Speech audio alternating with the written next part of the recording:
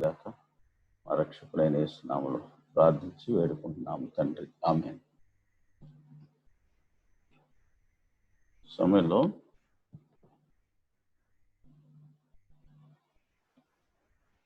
Hebrew పత్రిక 6వ అధ్యాయం. హెబ్రీ పత్రిక 6వ అధ్యాయంలో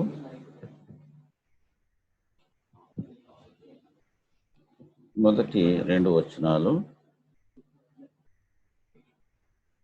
నేను చదువుతాను, మీ భాగాన్ని మీరు కూడా చదవండి.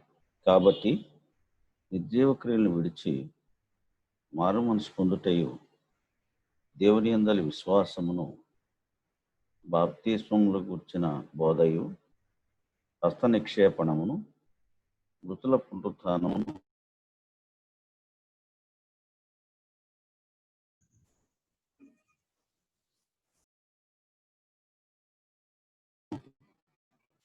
ఇందులో మనకు కావాల్సినవి కేవలం ఇందులో ఉన్న 6 అంశాలు ఉన్నాయి. ఒకటి, నిర్జీవ క్రియలు విడిచి మారు మనసు పొందుట. ఒకటి, దేవుని యందలి విశ్వాసము. 2, ఇది ఒక పెయిర్. బాప్తిస్మములు గూర్చిన బోధ, హస్త నిక్షేపణం, ఇది ఒక పెయిర్. మృతుల పునరుత్థానము, నిత్యమైన తీర్పు, ఇది ఒక pair. These are the Christian fundamental principles, అంటే క్రైస్తవ మూలోపదేశములు. అక్కడ మాట ఉంది, మూలోపదేశం అంటే ఫండమెంటల్ ప్రిన్సిపల్. క్రిస్టియానిటీకి బేస్ ఇవే. క్రిస్టియానిటీ అన్న బేస్లో ఒక వ్యక్తి క్రీస్తును అంగీకరించాలి అంటే మొట్టమొదట జరగాల్సింది నిర్జీవ క్రియలు విడిచిపెట్టాల. రెండవది, దాంతోపాటు అసోసియేటెడ్ మారు మనసు పొందుట. రెండవది, దేవుని యందలి విశ్వాసం, బాప్తిస్మం గుర్చిన బోధ, హస్త నిక్షేపణం. తర్వాత మృతుల పునరుద్ధానం, నిత్యమైన. ఇది బియాండ్ దగ్గరే, మనం చనిపోయిన తర్వాత జరిగే ఈ 2. మనం ఒకవేళ ప్రభు వస్తే ప్రభుతో పాటు ఎత్తబడే గుంపులో మృతుల పునరుద్ధానంలో చనిపోయిన ప్రియులతో మనం ఎత్తబడతాం. అది మృతుల పునరుద్ధానం గురించి. నిత్యమైన తీర్పు, ఇటర్నల్ జడ్జ్మెంట్, ఈ 2 తర్వాత జరిగేటివి. కాబట్టి ఈ 2 ప్రస్తుతం వర్తమాన కాలానికి మనకి సంబంధం లేదు, కానీ వాటికి సంబంధించిన బేస్ మాత్రం వాటికి సంబంధించిన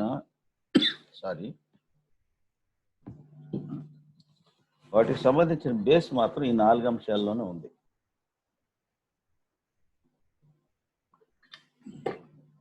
అదేంటంటే మారు మనసు పొందుట, దేవుని యందలి విశ్వాసం, బాప్తిస్మం గుర్చిన బోధ, హస్త నిక్షేపం. ఇవి దీనికి పునాదులు.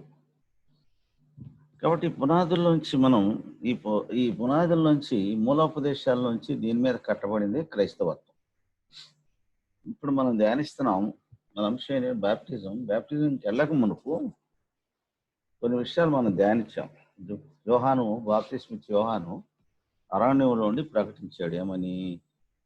అదే నిన్న ఒకసారి స్లైడ్ పెట్టినానా, స్లైడ్ నెంబర్ 1.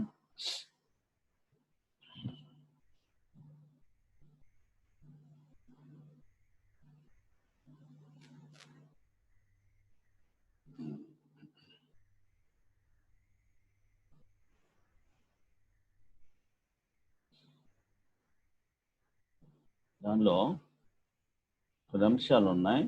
అంశాలు మనం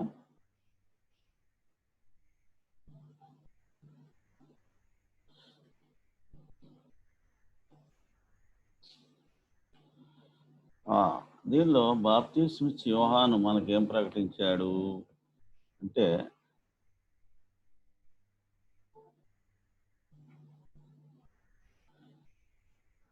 యోహాను బాప్తిస్మం మనం కొన్ని విషయాలు చదివాం. దీనిలో బాప్తిస్మాలు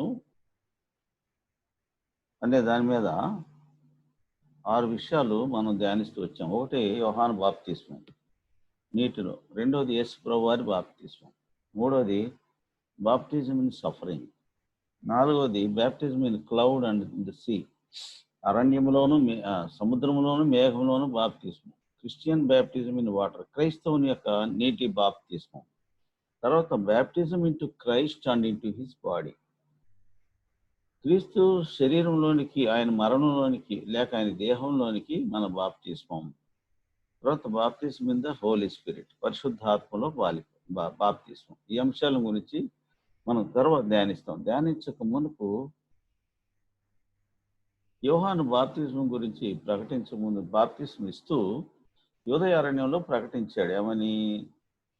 పరలోక రాజ్యం. అదే మత్తయి సువార్త 3వ అధ్యాయంలో 3వ వచనంలోను, లూకా సువార్త 3వ అధ్యాయము 3 నుంచి 6 వచనాల్లో యేసు ప్రభువు వారు కూడా అదే ప్రకటించారు. బాప్తిస్మం ఇచ్చి యోహాను ప్రకటించిన అంశాన్ని గురించి 4వ అధ్యాయం మత్తయి సువార్త 17వ వచనంలో ఈ అన్నిటి సారాంశం ఏంటంటే, the Kingdom of heaven is at hand, పరలోక రాజ్యము సమీపించున్నది, మారు మనసు పొందుడి. కాబట్టి మారు మనసు పొందాల. మారు మనసు పొందాలంటే మనకి ఏం అవసరం? దేవుని రాజ్యంలో చేరాలంటే మనకి ఏం అవసరం? మారు మనసు పొందాల. అది బేసిక్ క్వాలిఫికేషన్. కాబట్టి ఈ మారు మనసు పొందటంలో ఏమున్నాయంటే, అక్కడ ఉన్న యూదా అరణ్యంలో ఉన్నప్పుడు బాప్తిస్మం ఇచ్చే యోహాను అరణ్యంలో ఉంటే, ఆ రోజుల్లో ఇప్పుడున్నట్టుగా మనకి ఏ మీడియా అలాంటి పబ్లిసిటీ ఏమి లేవు, కానీ బాప్తిస్మం ఇచ్చే యోహాను అరణ్యంలో కేకలు వేస్తే ప్రజలందరూ ఆయన దగ్గర పరిగెత్తుకొచ్చి వాళ్ళు ఏం చేశారంటే, వాళ్ళ పాపాలు ఒప్పుకుంటూ బాప్తిస్మం పొందుతున్నారు. ఎందుకు బాప్తిస్మం పొందుతున్నారో తెలీదు. ఆయన చెప్పాడు, పరలోక రాజ్యం సమీపించింది, మారు మనసు పొందండి. ఇప్పుడే గొడ్డలి 3వ అధ్యాయంలో 10వ వచనంలో ఉంది మత్తయి సువార్త. ఇప్పుడే గొడ్డలి చెట్ల వేరున ఉంచబడి ఉన్నది, మంచి ఫలం ఫలింపని ప్రతి చెట్టు నరకబడి అగ్నిలో వేయబడి అంటే, అమ్మో దేవుని ఉగ్రత వచ్చేస్తుంది అని చెప్పేసి అందరూ వచ్చేసి బాప్తిస్మం ఇచ్చే యోహాను దగ్గరికి వచ్చి పాపాలు ఒప్పుకుంటూ బాప్తిస్మం పొందుతూ ఉన్నారు. అదే సమయంలో బాప్తిస్మం ఇచ్చే యోహాను ఏమని చెప్పినాడు? ప్రతి కొండ అంటే ప్రతి మిట్ట పల్లం చేయబడాలా, తర్వాత వంకర మార్గాలు తిన్నవి కావాలా, ఆ తర్వాత గరుకు మార్గాలు నున్ననివి కావాలా, అప్పుడు సకల శరీరులు యెహోవా దయచేయు రక్షణ చూస్తారు అని లూకా సువార్త 3వ అధ్యాయం 3 నుంచి 6 వచనాల్లో బాప్తిస్మం ఇచ్చే యోహాను బోధన గురించి అంటే డీటెయిల్గా లూకా రాశాడు. దాంట్లో అంటే బాప్తిస్మం తీసుకోవాల్సిన వ్యక్తిలో జరగాల్సిన ఇన్నర్ చేంజెస్ ఇవి. అవి దీన్నే బైబిల్ ఏముంటుందంటే మారు మనసు. ఈ మారు మనసు పొందటం ద్వారా నెక్స్ట్ ఏం జరుగుతుంది? అదే బాప్తిస్మం ఆ సందర్భంలో చాలా మంది ప్రశ్నలతో వచ్చారు, ప్రజలు వచ్చారు, మేమేం చేయాలని వచ్చారు. అప్పుడు బాప్తిస్మం ఇచ్చే యోహాను అన్నాడు, మీలో 2 వస్త్రాలు గలవాడు మరి లేని వాడికి కూడా ఒకటి ఇవ్వాలి అన్నాడు. మీలో ఎవరికైనా ఆహారం లేనివాడు మరి ఆహారం లేని వాడికి పెట్టాలి అన్నాడు. అంటే షేరింగ్. రెండోది, తర్వాత సుంకర్లు వచ్చారు. సుంకర్లు వచ్చి అడిగారు, మేమేం చేయాలి అని అడిగారు. అడిగితే మీకు ప్రభుత్వం ఎంతైతే నియమించిందో అంతకంటే ఎక్కువ తీసుకోవద్దు అని చెప్పాడు. అలాగే సిపాయిలు వచ్చారు, అంటే ఈ దినాల్లో పోలీసు వాళ్ళు వచ్చి మేమేం చేయాలని వచ్చారు. ఈ రోజున పోలీసు వాళ్ళు ఏం చేస్తారు? వాళ్ళకి ఏం కేసులు దొరకకపోతే ఏం చేస్తారు? హెల్మెట్ లేదనో లేకుంటే మూతికి మాస్క్ పెట్టుకోలేదనో అని బండి పక్కన పెట్టమంటారు, 1000 రూపాయలు చలానేస్తారు. అవన్నీ వాళ్ళకి ఇచ్చిన రూల్స్లో గైడ్ లైన్స్లో లేవు, కానీ ఏం చేస్తారంటే చట్టాన్ని కొన్నిసార్లు వాళ్ళ చేతుల్లో తీసుకుంటారు. అలాగే ఆ దినాల్లో సిపాయిలు, అప్పుడు సిపాయిలు ఎవరు? రోమన్స్. ఈ రోమన్ సోల్జర్స్ కూడా మేమేం చేయాలంటే ప్రజల్లో ఉన్న సిపాయిలు కూడా వచ్చారు. వచ్చి వాళ్ళు అడిగారు, మమ్మల్ని ఏం చేయమంటావు? మేమేం చేయాలంటే ఎవరిని బాధ పెట్టకయు, ఎవరి మీద తప్పుడు సాక్ష్యాలు అబద్ధ సాక్ష్యం బలకుండా ఉండండి, మీకు కలిగిన జీతాలతో తృప్తి పొంది ఉండండి అని బాప్తిస్మం ఇచ్చే యోహాను ఆ సైనికులు హెచ్చరించాడు. అలా వాళ్ళు బాప్తిస్మం పొందారు. కానీ అదే విషయం లూకా సువార్తలో 7వ అధ్యాయం 29వ వచనంలో చూస్తే, ఆ బాప్తిస్మం పొందడానికి వచ్చిన వాళ్ళలో సామాన్యులైన వాళ్ళు మారు మనసు పొందారు. సామాన్యులైన వాళ్ళు ఒప్పుకున్నారు. ఏమని ఒప్పుకున్నారు అంటే, 7వ అధ్యాయం లూకా సువార్త 29లో ఏమని ఒప్పుకున్నారంటే, ప్రజలందరూ సుంకరులను యోహాను బోధ విని అతడిచ్చిన బాప్తీసం పొందిన వారే దేవుడు న్యాయవంతుడు ఒప్పుకొనరు గాని పరిసయ్యులు ధర్మశాస్త్రోపదేశకులు అతని చేత బాప్తిస్మం పొందక తమ విషయమైన దేవుని సంకల్పమును నిరాకరించిరి అని రాయబడింది. దేవుని సంకల్పాన్ని నిరాకరించారు. స్లైడ్ 7 పెట్టినాను. దానిలో దేవుని సంకల్పాన్ని నిరాకరించినట్లుగా మనం చూస్తున్నాం. ఆ సమయంలో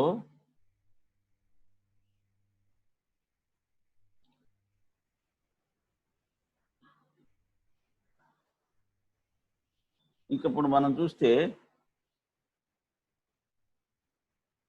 ఆ బాప్తిస్మ ఇచ్చి యోహాను దగ్గరికి వచ్చిన వీళ్ళు అట్లా తమ విషయంలో ఏముంది అక్కడ, but the Pharisees and lawyers rejected the council of God. అంటే పైన ప్రజలు సామాన్యులు ఏమన్నారు, దేవుడు న్యాయవంతుడిని ఒప్పుకున్నారు. ఒప్పుకుని ఏం చేశారు, దేవుని చిత్తానికి లోబడి తమను తాము దేవునికి అప్పగించుకొని మారు మనసు పొందినట్టుగా రాయబడి ఉంది. తర్వాత అప్పటి దినాల్లో ఈ పరిసయ్యులు ధర్మశాస్త్రోపదేశకులు అంటే కాస్త హై ప్రొఫైల్ ఉన్నవాళ్ళు, వీళ్ళంతా కాస్త బలిసిన వాళ్ళు అంటాం మనం ఈ కాలంలో. వీళ్ళు సామాజికంగా ఆ దినాల్లో వీళ్ళని ప్రజలను నడిపిస్తూ లీడింగ్ ఏమంటారంటే ప్రజలను నడిపించే సెక్ట్ అన్నమాట. ఇది లీడింగ్ సెక్ట్.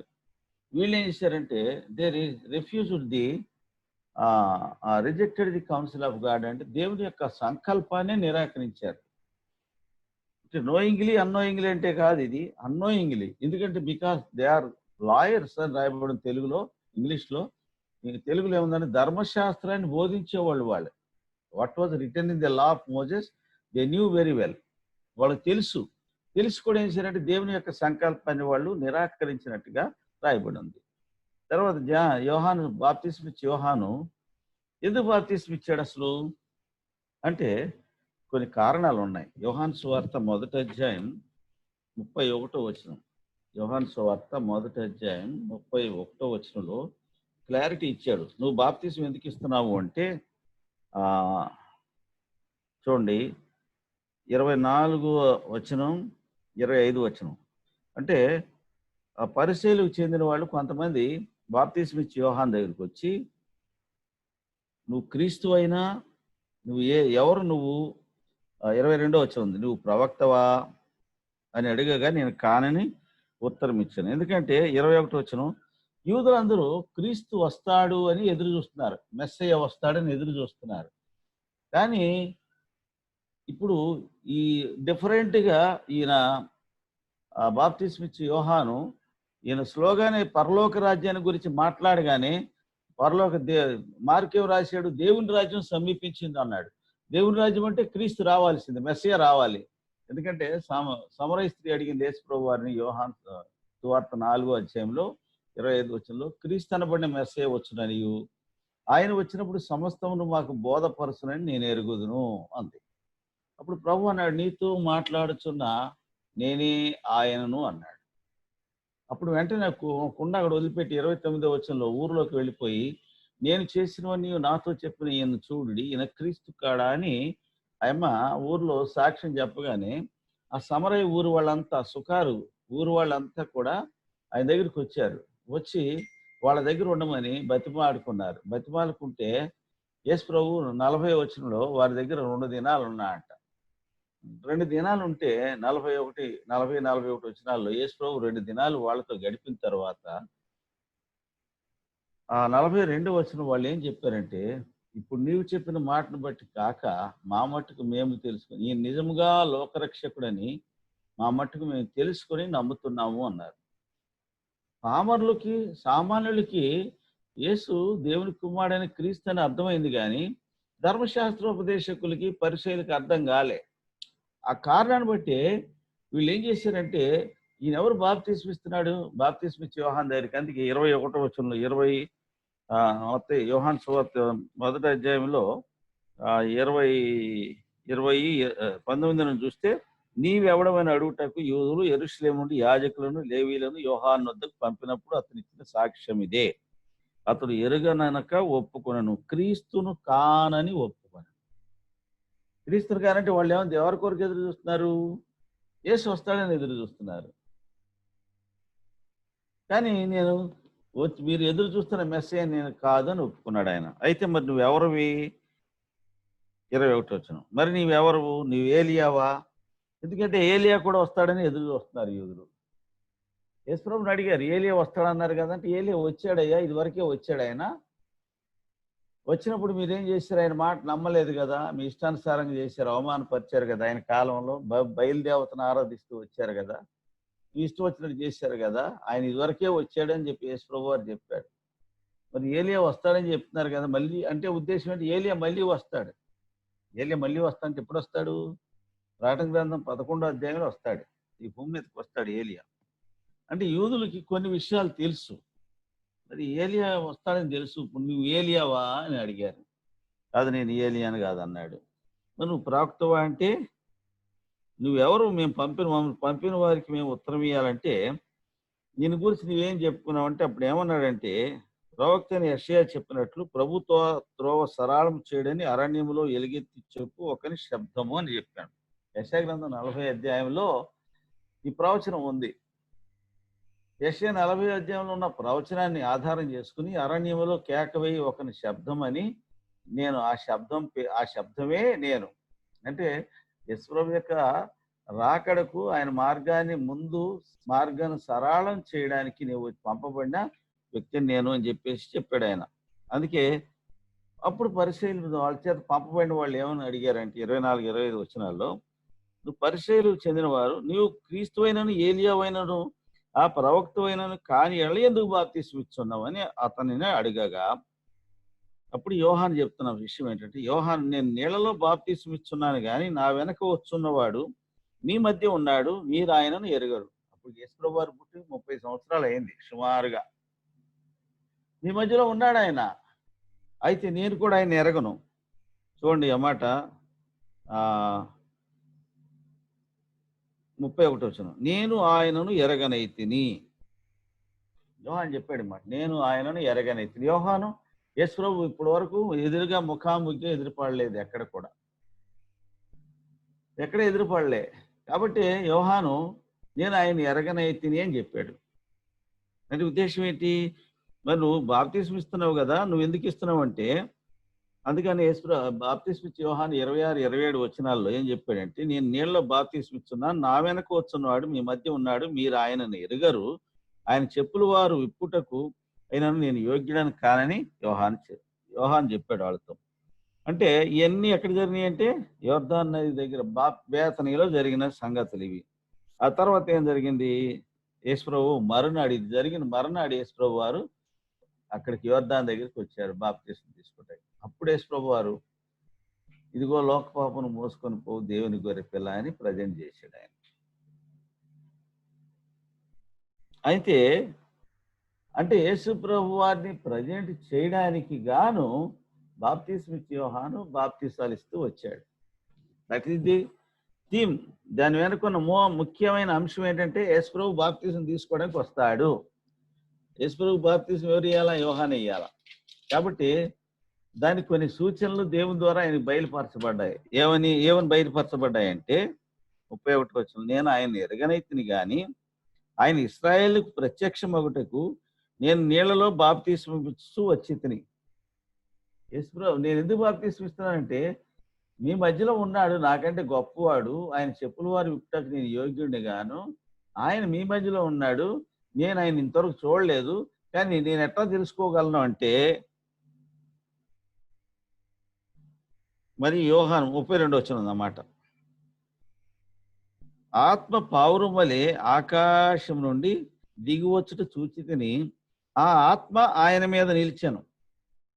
అంటే పరిశుద్ధాత్మ పావురం వలె ఆకాశం నుండి దిగివచ్చడం నేను చూశాను. ఆ దిగివచ్చిన ఆత్మ యేసుప్రభు వారి మీద నిలిచినప్పుడు నేను ఆయన ఎరగనైతిని గాని 33 వచనం, నీళ్లలో బాప్తిస్మం ఇచ్చుటకు నన్ను పంపిన వాడు నీవెవరి మీద ఆత్మ దిగివచ్చుట నిలుచుట చూతువో ఆయనే పరిశుద్ధాత్మలో బాప్తిస్మం ఇచ్చువాడని నాతో చెప్పాను. ఈయనే దేవుని కుమారుడని నేను తెలుసుకుని సాక్ష్యం ఇచ్చితున్నా నేను. అది సంగతి. అంటే దేని కొరకు అంటే to manifest the son of God అంటూ ద వరల్డ్ బాప్తిస్మిచ్చి యోహాన్ బాప్తిస్మిస్తూ వచ్చాడు. కాబట్టి ఇప్పుడు బాప్తిస్మిచ్చి యోహాన్ దగ్గరికి ఎవరు వచ్చారు? యేసు ప్రభు వారు వచ్చాడు. ఎందుకు వచ్చారు? బాప్తిసం తీసుకోవడానికి వచ్చారు. యేసు ప్రభు వారు బాప్తిసం తీసుకోవడం ఉద్దేశం ఏంటి? తర్వాత స్లైడ్లో చూస్తాం. అంటే ఇక్కడ ఉద్దేశం ఏంటంటే యేసు ప్రభు వారిని లోకానికి ప్రొజెక్ట్ చేయడానికి వచ్చాడు. నెక్స్ట్ తర్వాత స్లైడ్ దీనన్నా. ఇక్కడ ఏముందంటే యేసు ప్రభు వారు బాప్తిసం తీసుకోవడానికి వచ్చినప్పుడు వాస్తవంగా బాప్తిసం ఎవరు తీసుకోవాలంటే మారు మనసు పొందిన తర్వాత బాప్తిసం తీసుకోవాలి. యేసు ప్రభు వారికి మారు మనసు ఎందుకు?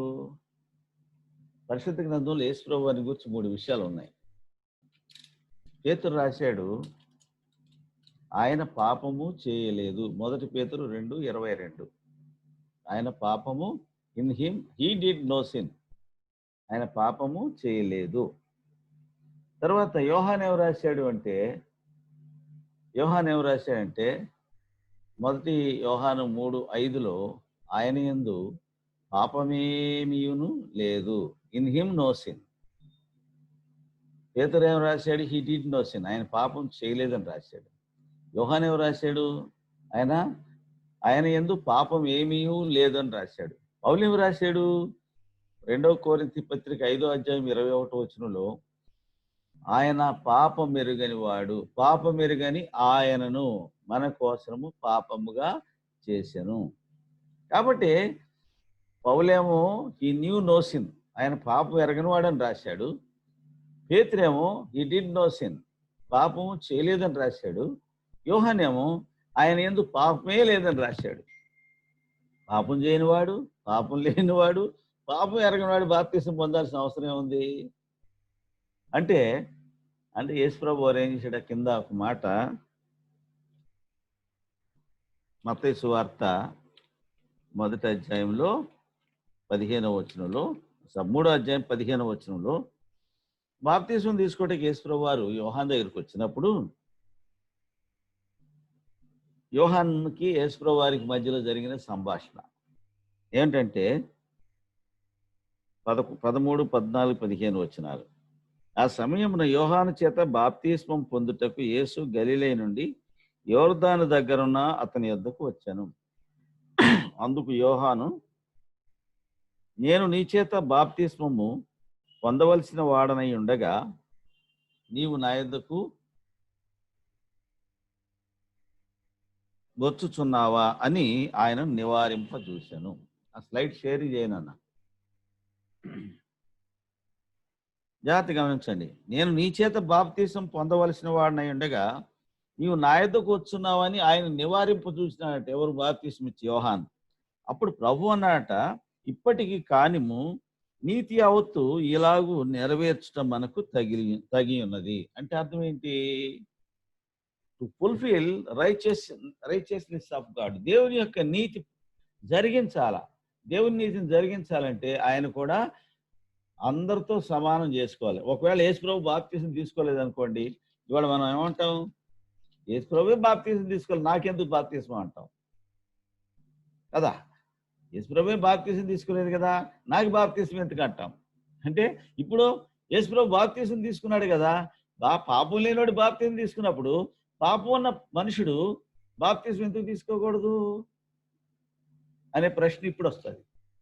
ఎందుకంటే లోకానికి మనుషులకి రెండు ఏమంటారంటే దేవుని వాక్యాన్ని రెండంచులు ఖడ్గమైతే మనుషుల మాటలకి 2 పక్కల పదులు ఉంటుంది. అటైతే అటు మాట్లాడతారు, ఇటైతే ఇటు మాట్లాడతారు. యేసుప్రభు బాప్తిసం తీసుకోలేదు కాబట్టి నేను ఎందుకు బాప్తిసం తీసుకోలేదు? ఒకవేళ ఆనాడు కనుక యేసుప్రభు వారు బాప్తిసం తీసుకోకపోయింటే ఈ దినం లోకం ఏం మాట్లాడేది? యేసుప్రభు ఆనాడు తీసుకుని ఉంటే నేను కూడా తీసుకున్నాను. యేసుప్రభు తీసుకున్నప్పుడు నాకెందుకు బాప్తిసం? అంటే యేసుప్రభు కంటే గొప్పవాళ్ళుగా ఎంచుకుంటాం మనం. యేసుప్రభు అందుకని ఏం చేయాలంటే ఆ క్వశ్చన్ రాకుండా ఉండాలంటే యేసుప్రభు వారు ఏం చేశాడు? ఆయనే బాప్తిసం తీసుకున్నాడు. అంటే అర్థం ఏంటంటే అంత పరిశుద్ధుడైన దేవుడు పాపి కంటే అంటే చాలా డౌన్, అంటే పాపి అయిన మనుషుడి కంటే అధమాధమ స్థాయిలో కిందకి వెళ్ళిపోయినాడు. ఆయన వెళ్ళిపోయి అక్కడ నుండి బాప్తిసం తీసుకోవడానికి వచ్చాడు. అంటే పాపుల్లో ఒకనిగా తను చేయబడి చేయబడినట్లుగా, అంటే అక్రమాకారులుగా ఒకడుగా ఎంచబడిన యెషయా రాశాడు 53వ అధ్యాయంలో. అంటే ఎంచబడ్డాడు అంటే అంతగా తగ్గించుకున్నాడు. అందుకే మరణం పొందనంత వరకు ఫిలిప్పీ పత్రిక 2వ అధ్యాయంలో 5, 6 వచనాల్లో పౌలు రాస్తాడు. ఆయన క్రీస్తు యేసునకు కలిగిన ఈ మనసు మీరును కలిగి ఉండుడి. ఆయన దేవుని స్వరూపం కలిగిన వాడై దేవునితో సమానంగా ఉండుట విడిచిపెట్టకూడని భాగ్యం అని ఎంచుకొనలేదు గాని, తర్వాత ఏం రాయబడింది? మనుషులు పోలికగా పుట్టి ఆకారమందు మనుషుడిగా కనబడి మరణం పొందినంతగా, అనగా శిలువ మరణం పొందినంతగా విధేయత చూపిన వాడై తను తాను తగ్గించుకొనెను. ఎంతగా తగ్గించుకున్నాడంటే to the level of the crucifixion of on the cross. అంటే శిలువ మరణం పొందేంత వరకు తను తాను తగ్గించుకున్నాడు. శిలువ మరణం ఎవరికి వేయాలా? నెక్స్ట్ క్వశ్చన్ వచ్చేది అది. శిలువ మరణం ఎవరికి వేయాలా? ఎందుకు వేయాలి శిలువ మరణం అంటే? శిలువ మరణం కూడా ద్వితీయోపదేశ ధర్మశాస్త్రం చెప్పిన మాట ఇది. శిలువ మరణం ఎవరికి వేయాలి అంటే ద్వితీయోపదేశ కాండం 21వ అధ్యాయంలో 18వ వచనం నుండి 21వ వచనం వరకు, ఒకరి కుమారుడు మొండివాడై తిరుగుబడి తండ్రి మాట గాని తల్లి మాట గాని వినకయుండి వారు అతను శిక్షించిన తర్వాత కూడా వారికి విధేయుడు కాకపోయిన ఎడల వారు అతను పట్టుకొని పట్టణపు గవిని యొద్ద కూర్చుండు పెద్దల యొద్దకు తీసుకుని వచ్చి, మా కుమారుడైన వీడు మా మాట వెనక మొండివాడు తిరుగుబాటు చేస్తున్నాడు, మా మాట వెనక తిరుగుబాటు చేయవాడను, తిండిపోతును తాగుబోతును ఆయన చెప్పుకోవాలంట. అంటే ఒకని కుమారుడు మొండివాడై తిరగబడి తండ్రి మాట గాని తల్లి మాట గాని వెనకండి వారు అతను శిక్షించినను విధేయుడు కాకపోయిన ఎడల అవిధేయుడు.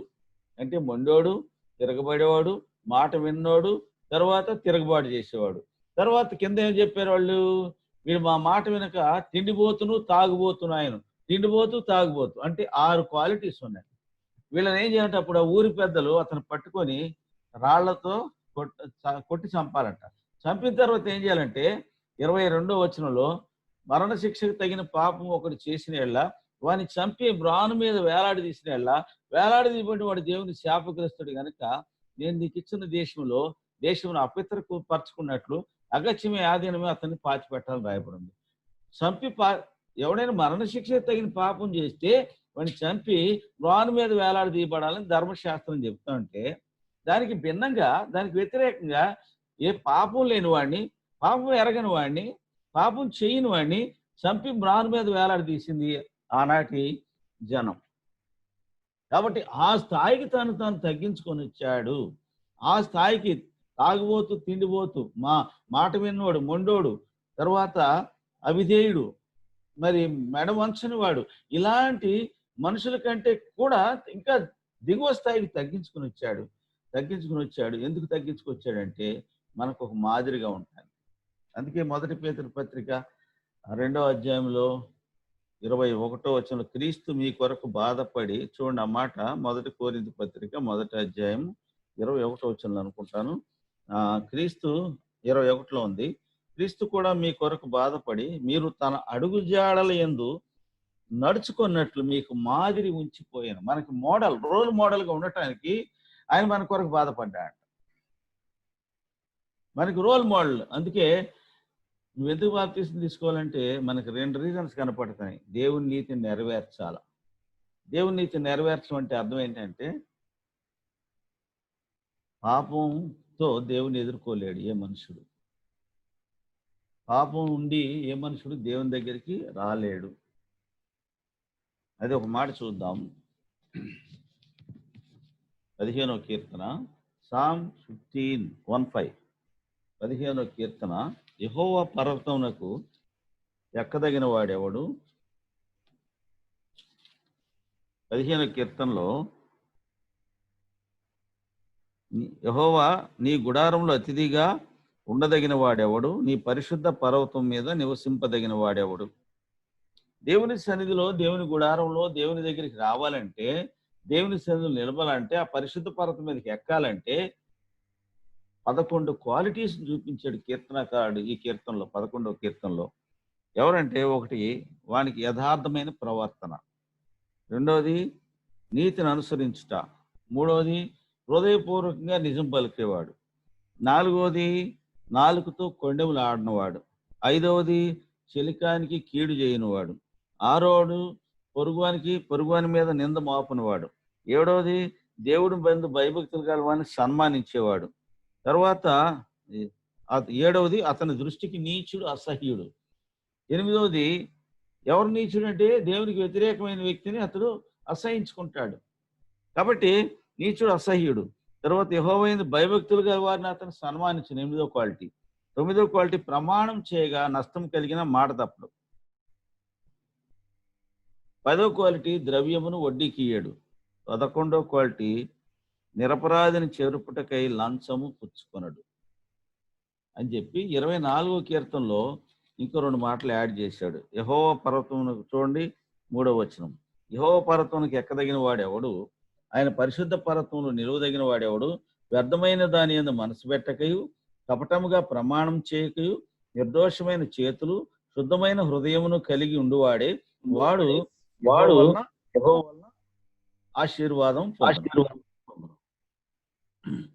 తన రక్షకుడైన దేవుని వలన నీతిమత్వం నందును. ఆయన ఆశ్రయించు వారు యాకోబు దేవా నీ సన్నిధిని వెదుకువారు అట్టివారే. సో కాబట్టి దేవుని దగ్గరికి రావాలంటే ఈ విధంగా ఇన్ని చెడ్డ ఈ డిస్క్వాలిఫికేషన్ అంటే ఇవన్నీ కూడా అతనికి ఈ డిమెరిట్సే.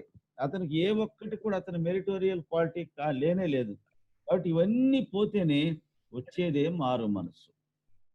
ఇవి పోతేనే దేవుని సన్నిధిలో నిలబడగలడు. అందుకని యాకోబు దేవ అట్టివారే ఏమన్నాడు 24లో ఆ మాట. యాకోబు దేవ 6వ వచనం ఉంది, నీ సన్నిధిని వెదుకువారు అట్టివారే. ఎట్టివారంటే ఇక్కడ ఒక 6 క్వాలిటీస్ ఉన్నాయి, 4 క్వాలిటీస్ ఉన్నాయి, అక్కడ 11, మొత్తం 15 క్వాలిటీస్ ఉన్నాయి. కాబట్టి యేసు ప్రభు వారు ఏం చేశారట? ముందు నెక్స్ట్ స్లైడ్ పెట్టామ్మా, కిందది తర్వాత. ఇక్కడ Christ submitted baptism for 2 reasons. ఎందుకంటే దేవుని నీతిని నెరవేర్చాలి. దేవుని నీతి నెరవేర్చాలంటే మనుషుడు, పాపి అయిన మనుషుడు పరిశుద్ధుడు అంటే పాపాలు ఒప్పుకొని ప్రాయశ్చిత్తం చేసుకోవాలా. రెండోది యేసు ప్రభు టు బి మేనిఫెస్ట్ టు ఇస్రాయేల్కి ప్రత్యక్షం అవడానికి బాప్తిస్మం అనే అంశం దగ్గరికి వచ్చాడు ఆయన. వాస్తవంగా ఆయనకు అవసరం లేదు, కానీ ఇప్పుడు యోహానికి తెలియాలి కాబట్టి, యోహాను లోకానికి ఆయన పరిచయం చేయాలి కాబట్టి యేసు ప్రభు వారు బాప్తిస్మం తీసుకోవడానికి యోర్దానికి వచ్చారు. సో కాబట్టి బాప్తిస్మం అనేది సామాన్య విషయం కాదు. బాప్తిస్మం అనేది ప్రతి మనిషికి అవసరమైంది. అది దానికి ముందు ఇప్పుడు మనం నెక్స్ట్ 5 స్లైడ్కి వెళ్ళినాను ఒకసారి. ఎప్పుడైతే మనిషి మారు మనసు పొందుతాడో, ఇది మొదట జరగాల్సింది ఏంటంటే, మారు మనసు ఏంటంటే నాలో పాపం ఉన్నది, నాలో పాపం ఉన్నదని ఒక మనిషి ఎరగాల. అదే లాస్ట్ స్లైడ్ పెట్టినాను ఒకసారి. సారీ, ఇదే స్లైడ్లో ఇక్కడ ఏముందంటే, waters of baptism after 1 is saved means, ఒక వ్యక్తి నీటి ద్వారా రక్షించబడినాడు, బాప్తిస్మం ద్వారా రక్షించబడినాడు అంటే అర్థం ఏంటంటే, all occasions confession of sin is required before baptism. బాప్తిజాలకు ముందు జరగాల్సింది అని మనం చదివాం, పాపాలు ఒప్పుకోవాలి. అదే మారు మనసు పొందుట. మారు మనసు పొందటం అనేది పాపాలు ఒప్పుకోవడం. మారు మనసు పొందటం అంటే కన్ఫెషన్ అంటే అర్థం ఏంటంటే, ఈ transit from old nature to new nature అంటే అర్థం ఏంటంటే, నాలో పాపం ఉంది, సిన్ ఇన్ మీ అంటే you are convicted, you are confess అంటే you are confessing that you are containing sin in you. పాపం అనేది నీ లోపల నివసిస్తుందని నువ్వు ఒప్పుకోవాలా, నువ్వు ఎరుగుతున్నావు. రెండోది ఏంటంటే రిపెంటెన్స్, ఏంటంటే నేను ఈ పాపాలని విడిచిపెట్టాలా. అంటే ఈ పాపాలని విడిచిపెట్టకపోతే ఏం జరుగుతుంది? నాలో పాపం ఉంది, sin in me. Next repentance అంటే change of mind against God, turn towards God. అంటే నీకు దేవునికి వ్యతిరేకంగా ఉన్న మనసు నుండి దేవుని వైపు తిరగడానికి నీ మనసు మార్చుకుంటున్నావు. దీన్ని రిపెంటెన్స్ అంటుంది బైబిల్. కన్ఫెషన్ అంటే నీలో పాపం ఉందని ఒప్పుకుంటున్నావు. Sin in you, sin in me.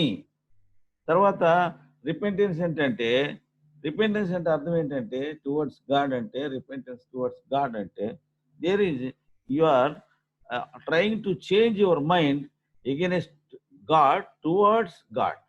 అంటే దేవునికి వ్యతిరేకంగా నీ మనసును దేవుని వైపు తిప్పుతున్నావు.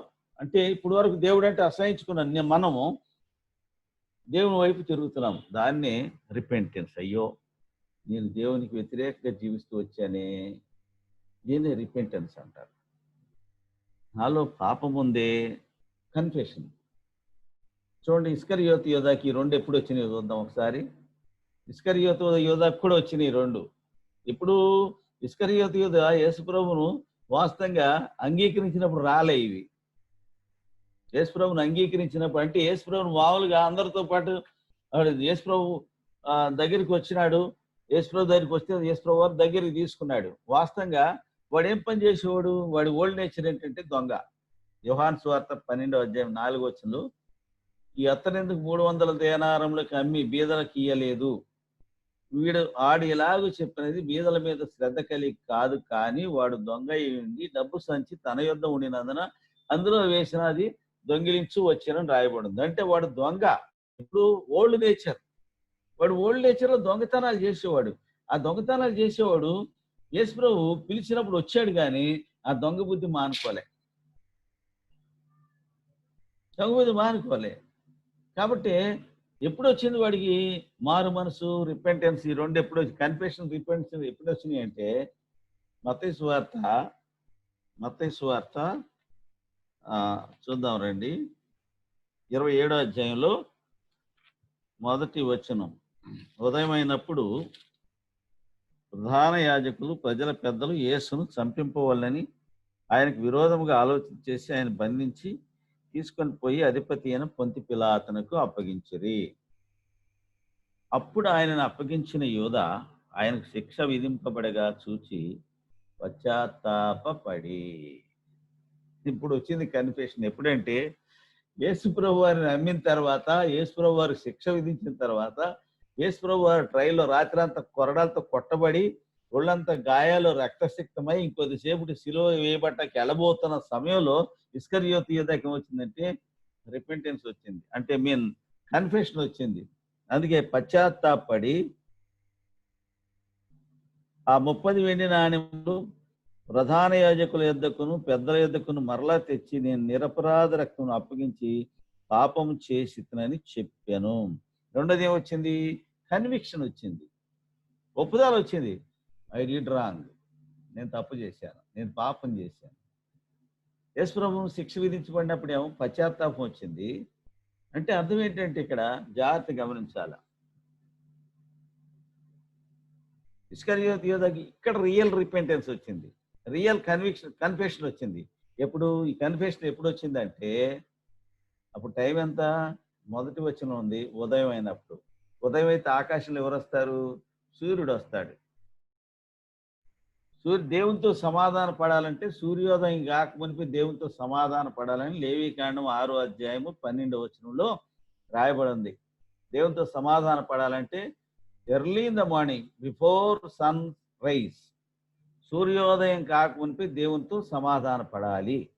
కాబట్టి రాత్రంతా వేచి చూశాడు, కానీ దేవుని దగ్గర రాలే మనుషుడు. దేవుని దగ్గర రాకుండా ఏం చేస్తున్నాడు? లోపల మదన పడుతున్నాడు, కానీ అతను హృదయం దేవుని దగ్గర రాకుండా మొండికేస్తా ఉంది. తద్వారా ఏం జరిగింది? కన్ఫెషన్ అయితే వచ్చింది. ఇప్పుడు ఆ కన్ఫెషన్ ఒప్పుకోలు బాహాటంగా ఎప్పుడు ఒప్పుకున్నా అంటే ఉదయం అయినప్పుడు, వెన్ సన్ రైజెస్. అంటే అర్థం ఏంటంటే confession is real but in wrong time. Confession రియలే కానీ బట్ ఇన్ రాంగ్ టైం. రెండోది ఏమొచ్చింది? రిపెంటెన్స్ వచ్చింది. అతనిలో పశ్చాత్తాపం కూడా వచ్చింది. అంటే రియల్ కన్విక్షన్ వచ్చింది. ఎప్పుడు వచ్చింది? వచ్చినప్పుడు ఏం చేయాలా? ఎవరి దగ్గర రావాలా? యేసుప్రభు దగ్గర రావాలా. యేసుప్రభు, ఎందుకంటే మార్కు సువార్త 2:18 ఈ భూమి మీద పాపాలు క్షమించడానికి అధికారం కలిగిన వ్యక్తి ఎవరున్నారంటే యేసుప్రభు వారు ఒక్కడే. కాబట్టి పాపక్షమాపణ ఎవరి దగ్గర ఒప్పుకోవాలా? ఎవరి దగ్గర రావాలా? యేసుప్రభు దగ్గర రావాలా. ఇతను ఎవరి దగ్గరికి వెళ్ళాడు? పెద్దలు ప్రధాన యాజకుల దగ్గరికి పోయి ఏం ఒప్పుకున్నాడు? నేను నిరపరాధ రక్తం అప్పగించి పాపము చేశాను, I did wrong. With real conviction he went to the wrong people, to a wrong place. చూసారండి, ఇప్పుడు వచ్చింది అతని కన్విక్షను లేకుంటే రిపెంటెన్స్. ఇది ఎప్పుడు రావాల్సింది? మొట్టమొదటి యేసు ప్రభు దగ్గరికి వచ్చినప్పుడు రావాల్సింది, కానీ రాలా. చాలా మంది క్రైస్తవులు ఇలాగే ఉన్నారు ఈ దినాల్లో. మా తాత ముత్తాతలు క్రైస్తవులు, మేము చిన్నప్పటి నుంచి క్రైస్తవులమే, నేను చిన్నప్పటి నుంచి సండే స్కూల్కి వెళ్తున్నాను, సండే స్కూల్లోనే పాపాలు ఒప్పేసుకున్నాను. ఆ తర్వాత యవనస్తులుగా అయిన తర్వాత రియల్ రిపెంటెన్స్ రాదు. అందరూ బాప్తీసం ఇస్తున్నారు, నేను కూడా బాప్తీసం తీసుకుంటాను, కానీ రియల్ రిపెంటెన్స్ ఎప్పుడు వస్తుంది? బాప్తీసం తీసుకోక మునిపా, బాప్తీసం తీసుకున్న తర్వాత రావాలా? ఎందుకంటే యేసు ప్రభు శిష్యులు 12 మంది కూడా బాప్తీసం తీసుకున్న వాళ్ళే. 12 మంది బాప్తీసం తీసుకున్న వాళ్ళే, 12 మంది పరిశుద్ధాత్మను పొందిన వాళ్ళే, 12 మంది అభిషేకించబడిన వాళ్ళు. మత్తయి సువార్త 10:1 ఆయన తన 12 మంది శిష్యులను పిలిచి వారిని ఏం చేశాడంట? వారికి అధికారం ఇచ్చాడంట. దెయ్యాలను వెళ్ళగొట్టకు, ప్రతి విధమైన రోగమును, ప్రతి విధమైన వ్యాధిని స్వస్థపరచటకు, ప్రతి విధమైన అపవిత్రతను వెళ్ళగొట్టకు వారికి అధికారం ఇచ్చి వారిని పంపుతున్నాడు. పంపుతేప్పుడు 2వ వచనంలో ఏముందంటే, ఆ 12 మంది అపోస్తలుల పేర్లు ఏమనగా అన్నాడు. అంటే మొదటి వచనంలోనేమో శిష్యులు అని రాయబడింది, 2వ వచనంలోకి వచ్చేసరికి వాళ్ళు అపోస్తలులని పిలువబడింది. అంటే their grade was upgraded to the level of apostles. శిష్యుడు అనే స్థాయి నుంచి అపోస్తలు స్థాయికి అప్గ్రేడ్ అయ్యారు వాళ్ళు. ఆ గ్రేడ్లోకి వచ్చాడు ఇస్కరియోతు యూదా, without having confession of since and repentance. ఈ సంగతులను యేసు ప్రభు వారికి తెలుసు, ఆయన గద్దించాడు కూడా. ఆయన ఇస్కరియోతు యూదా లోపల పైకి నటన చూపిస్తున్నాడు, లోపల మాత్రం అతనికి హి హాజ్ నో రీజనరేషన్ ఎక్స్పీరియన్స్, మారు మనసు పొందిన అనుభవం లేదు. అది ఎప్పుడు వచ్చిందంటే యేసు ప్రభు వారు సిలువ వేయబడుతున్నప్పుడు వచ్చింది. కానీ అది వచ్చింది యేసు ప్రభు దగ్గరికి వచ్చాడా? శాస్త్రుల పరిచయ దగ్గరికి పోయాడు. క్షమించబడ్డా? క్షమించబడలేదు. అంటే మనం కూడా ఇదే జరుగుద్ది రేపు. ఇప్పుడు మనం అనుకుంటాం, మేము క్రైస్తవ కుటుంబంలో పుట్టాము కాబట్టి మాకు బాప్తిస్మం, ఎందుకంటే చిన్నప్పటి నుంచి క్రైస్తవత్వంలో పెరుగుతాం కదా, మాకు ఏం పాపాలు చేసాం, మేమేం చేయలేదు, మాలో ఓల్డ్ నేచర్ ఏం లేదు, అది ఇది అని చెప్పుకుని మనం ఏం చేస్తాం, దానికి కవరింగ్ ఇస్తాం. కానీ మనం రియల్గా మనం ఒప్పుకోం, నాలో పాపం ఉంది అని ఒప్పుకోం. యేసు ప్రభు వారు ఒక మాట చెప్పారు, యోహాను సువార్త 16వ అధ్యాయం. యోహాను సువార్త 16వ అధ్యాయం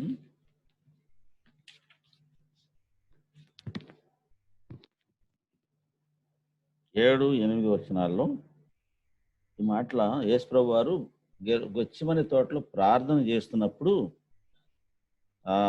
ప్రార్థన చేయక మునుపు శిష్యులతో పంచుకుంటూ వచ్చాడు. ఆయన పంచుకుంటూ ఆఖరి మెసేజ్ ఇదే. ఏంటా మెసేజ్ అంటే, నేను మీతో సత్యము చెప్పుచున్నాను, నేను వెళ్ళిపోవటం వలన మీకు ప్రయోజనకరము, నేను వెళ్ళని ఎడల ఆదరణకర్త మీ వద్దకు రాడు, నేను వెళ్ళిన ఎడల ఆయనను మీ వద్దకు పంపుదును. ఎవరి ఆదరణకర్త అంటే హోలీ స్పిరిట్, పరిశుద్ధాత్మ దేవుడు. ఆయన ఏం చేస్తాడంటే, వస్తే ఆయన వచ్చి పాపమును గూర్చియు నీతిని గూర్చి తీర్పును గూర్చి లోకమును ఒప్పుకొని చేయను. లోకాన్ని ఒప్పిస్తాడంట. ఏమని? అదే కన్ఫెషన్. ఏమని ఒప్పిస్తాడు? నీలో పాపం ఉంది, ఒప్పుకో. రెండవది, change your mind. Change your mind against God. దేవునికి వ్యతిరేకంగా నీ మనసు మార్చుకొని పరిశుద్ధాత్మ దేవుడు నీతిని గురించి ఒప్పిస్తాడట. మూడోది ఏంటి? జడ్జిమెంట్.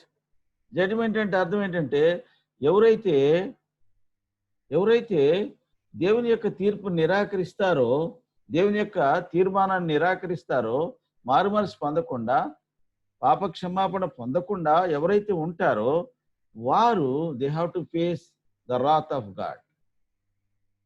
తీర్పు. అందుకని నీతిని గూర్చి, తీర్పును గూర్చి, పాపాన్ని గూర్చి, నీతిని గూర్చి, తీర్పును గూర్చి లోకమును ఒప్పుకొనజేయును. లోకాన్ని ఒప్పిస్తూ now we are in the period of holy spirit.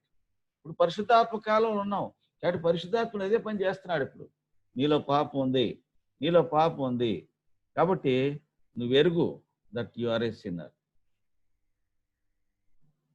తర్వాత నీ మనసు మార్చుకో, నీ పాపం గురించి నువ్వు పశ్చాత్తాపడు. నువ్వు తెలిసి చేసావు, తెలియక చేసావు, పాపం అయితే జరిగింది. ఎందుకంటే నీలో పాప స్వభావం ఉంది కాబట్టి. పౌలు అన్నాడు 24 సంవత్సరాలు సేవ చేసినాక ఏమన్నాడు? రోమపత్రిక 7వ అధ్యాయం. రోమపత్రిక 7వ అధ్యాయంలో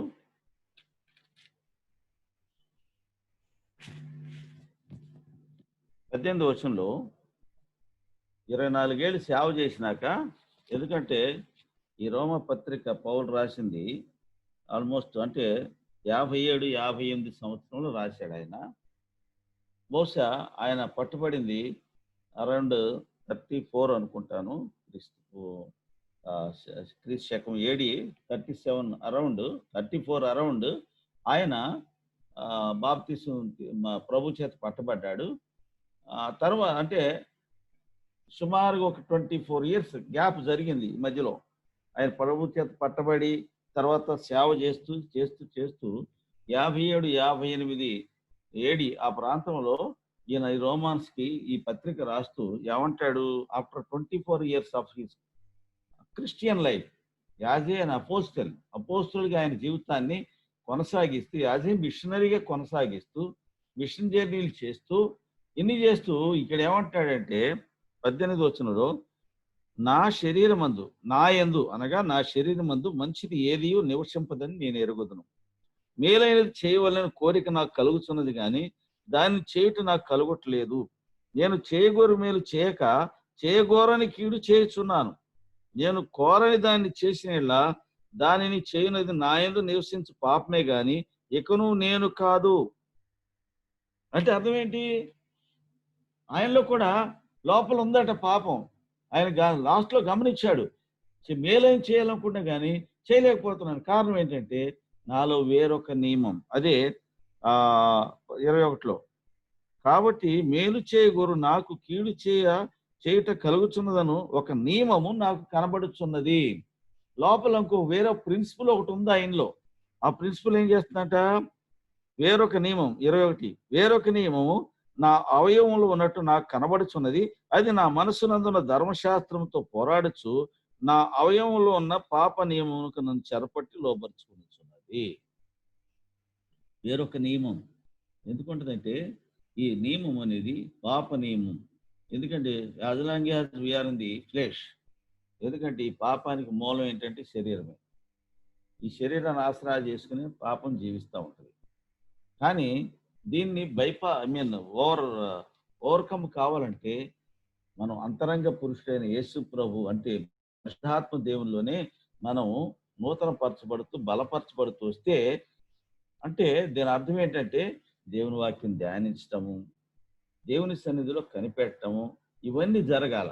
ఎప్పుడైతే ఈ ఆత్మ సంబంధమైన విషయాల్లో మనం ఎదుగుతూ పోతామో ప్రాచీన స్వభావం, పాత స్వభావం, పాప నియమన్నీ కూడా డిక్రీజ్ అయిపోతాయి, లెవెల్స్ డిక్రీజ్ అయిపోతాయి.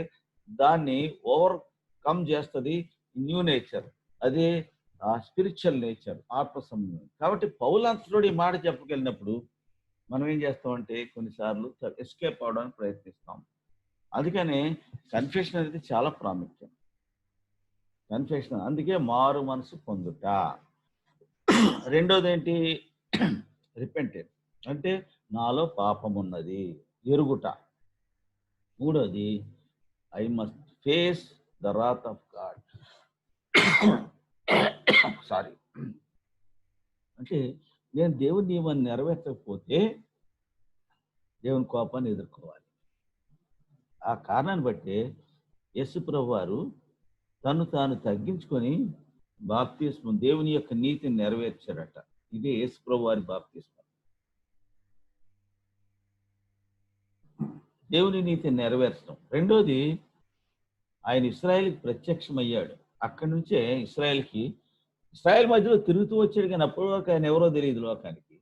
కానీ ఎప్పుడైతే బాప్తిస్మం తీసుకున్నాడో, పరిశుద్ధాత్మ ఆయన మీదకి పారుమల దిగి వచ్చిందో, ఆ దినాన ఆయన ఇశ్రాయేలుకి ప్రత్యేకమైన రీతిలో కనపడుతున్నాడు. అంటే ఆయనకే బాప్తిస్మం అవసరం అయితే మనకు అవసరం లేదా? మరి ఆయనే మనకంటే అధమాధమ స్థాయికి తగ్గించుకుని వచ్చినప్పుడు మనం తగ్గొద్దా?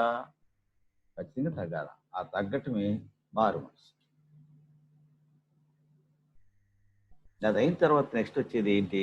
ఎందుకంటే అక్కడ ఏముందంటే, now Jesus came with his disciples to the land of Judea and they are carried with them and baptize. ఇప్పుడు యేసు ప్రభు నెక్స్ట్ జాబ్ ఏంటి? ఇంకా తన దగ్గరికి ప్రజలు వస్తున్న వాళ్ళని ఒప్పిస్తున్నాడు. దేవుని రాజ్యం సమీపించింది, మారు మనసు పొందు. మారు మనసు పొందిన వాడికి ఏమి కావాలా? బాప్తిస్మం పొందాలి.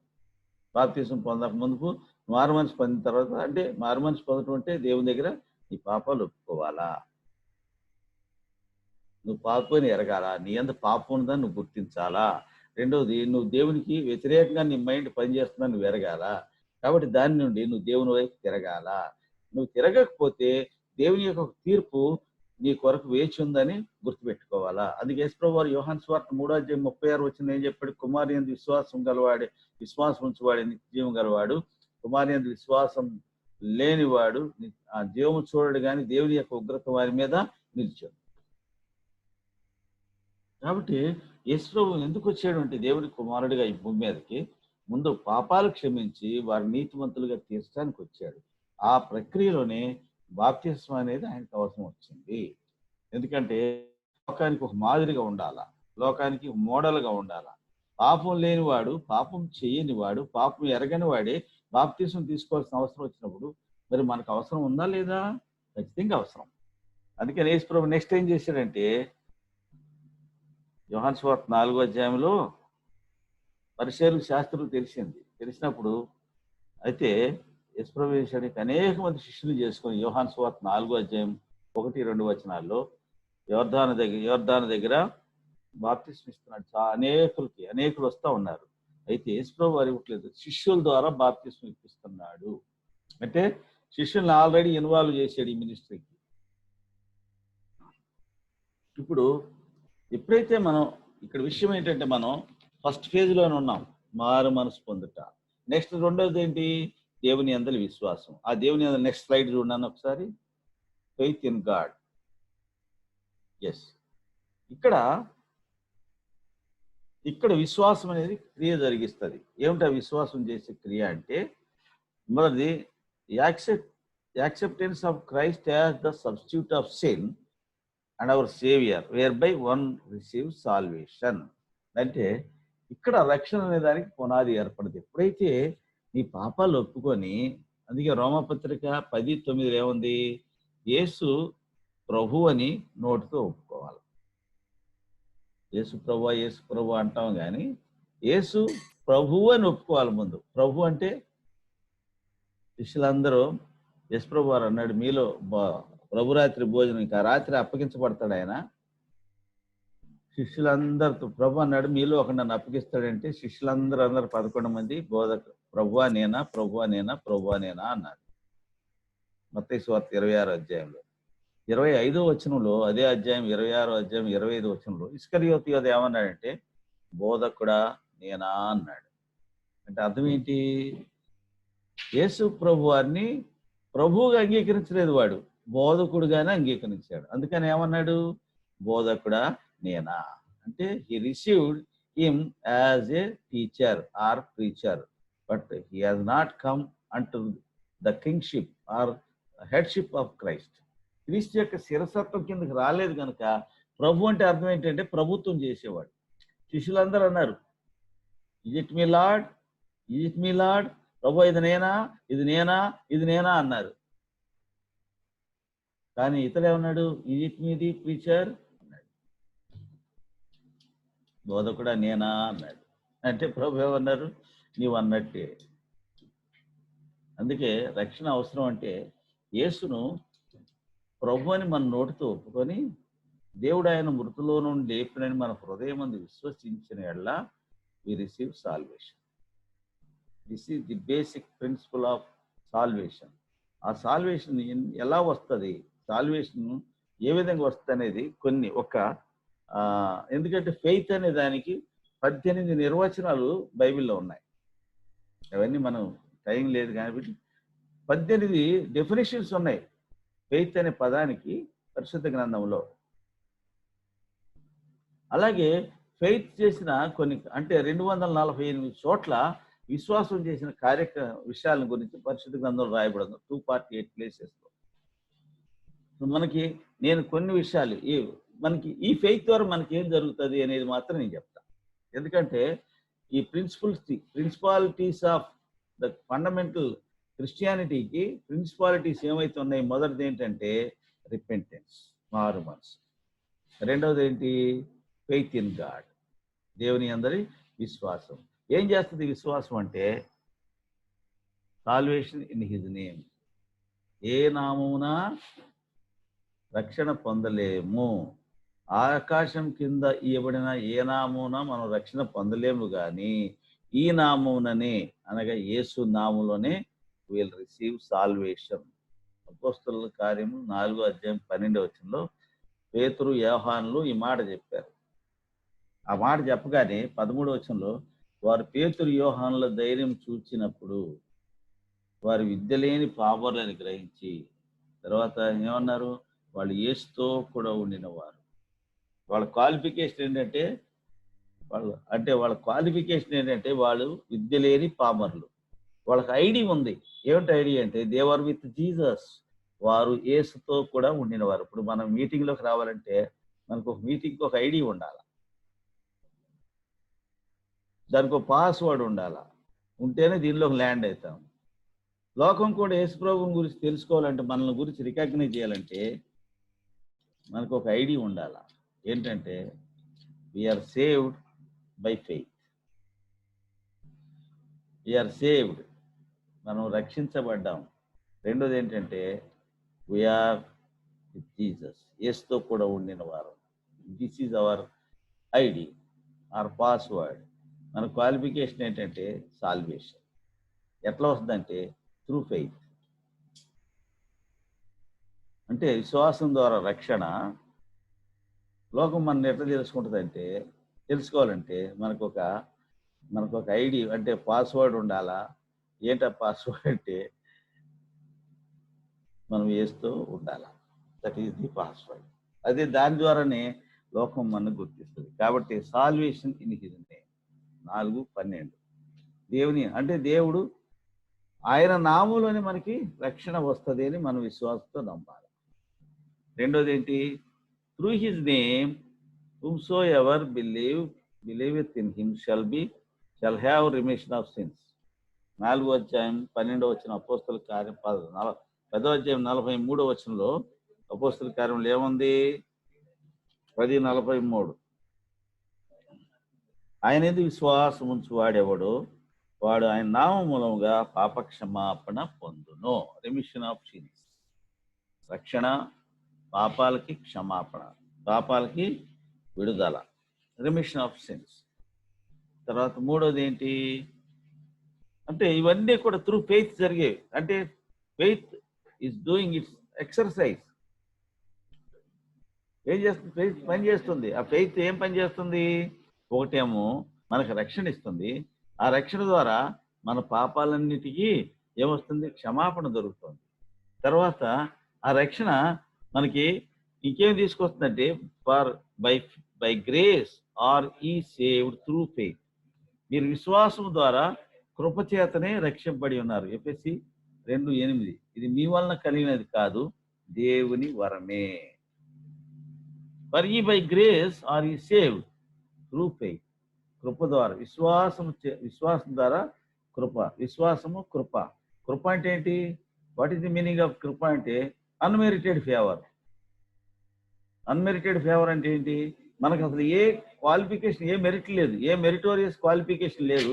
But God saved us, but God accepted us as his children. That is called grace.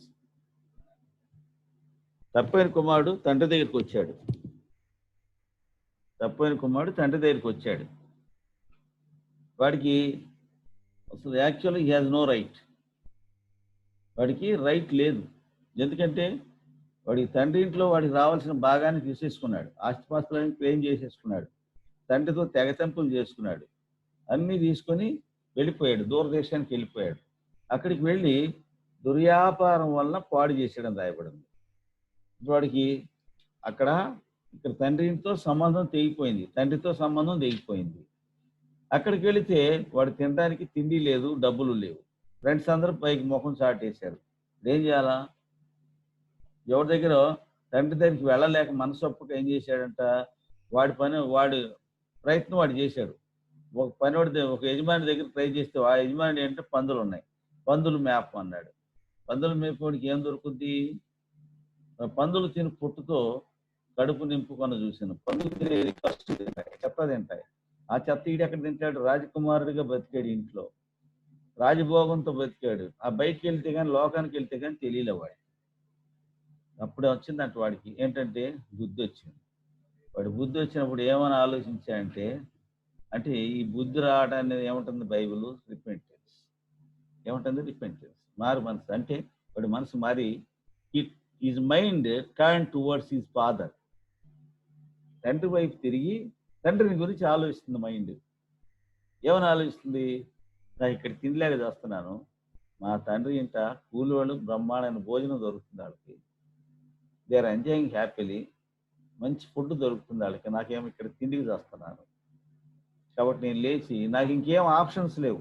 ఎందుకంటే వాడికి అక్కడ హక్కులు ఏమి లేవు, బట్ ఒక ఆప్షన్ ఉంది. ఎందుకంటే he has no right to claim as son. కుమారుడిగా వాడికి హక్కు లేదు. కాబట్టి తండ్రి దగ్గరికి వెళ్ళి ఒక ఆప్షన్ ఉంది. ఏంటంటే కూలివాళ్ళగా చేర్చుకోవడానికి, కూలివాళ్ళగా పనిచేయడానికి వాడికి ఒక ఆప్షన్ ఉంది. తండ్రి ఇంటికి వెళ్తే కాదన్నాడు, కూలివాళ్ళు పెట్టుకుంటాడు. కాబట్టి మా నాయన దగ్గరికి వెళ్ళి, తండ్రి నీకును పరలోకానికి విరోధంగా పాపం చేశాను, నీ కుమారుని అనిపించుకుంటే యోగ్యుడను కాను, కాబట్టి నీ కూలి వాళ్ళు ఒకరిగా చేర్చుకుందామని చెప్పుదని అనుకొని ఇంటికి వస్తున్నాడు. తిరిగి వస్తున్నప్పుడు తండ్రి దూరంగా ఉండగానే చూసాడట. దూరంగా ఉండగా చూడటం అంటే, దూరం నుంచి వచ్చేవాడు పైన ఉన్నోడు కనపడతాడా, కింద ఉన్నోడు కనపడతాడా? కింద ఉన్నోడికి కొద్ది దూరంలో ఉన్నోడు కనపడతాడు, చాలా బట్ ఏ ఫార్ ప్లేస్. చాలా దూరం నుంచి వస్తున్న వాడిని చూశాడు అంటే తండ్రి ఎక్కడి నుంచి చూస్తున్నాడు? పైనుంచి చూస్తున్నాడు.